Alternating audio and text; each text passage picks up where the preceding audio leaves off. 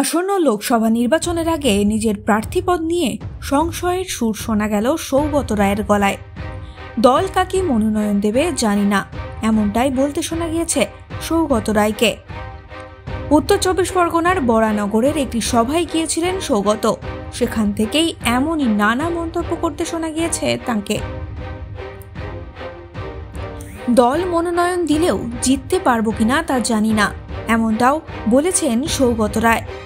জানি না আপনারা সকলে আছেন, বলতে চাই যে আমার সাংসদের 15 বছর সম্পূর্ণ হতে চলল।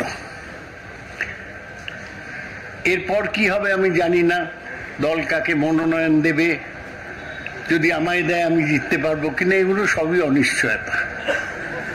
কিন্তু আমি সবসময় মনে করি যে আমরা যা করি সেটা যাতে মানুষ মনে রাখে। রবীন্দ্রনাথের ভাষায়, যখন পড়বে না মোর পায়ের চিহ্ন এই পথে, কে বলে গো সেই প্রভাতে নেই আমি। সকল খেলায় করব খেলা এই আমি, কে বলে গো সেই প্রভাতে নেই আমি। নতুন নামে ডাকবে মোরে, বাঁধবে নতুন বাহু ডোরে বাঁধবে, আসবো যাব চিরদিনে সেই আমি। তখন আমায় নাইবা মনে রাখলে, তারার পানে চেয়ে চেয়ে নাইবা আমায় ডাকলে, যখন পড়বে না মোর পায়ের চিহ্ন এই পথে।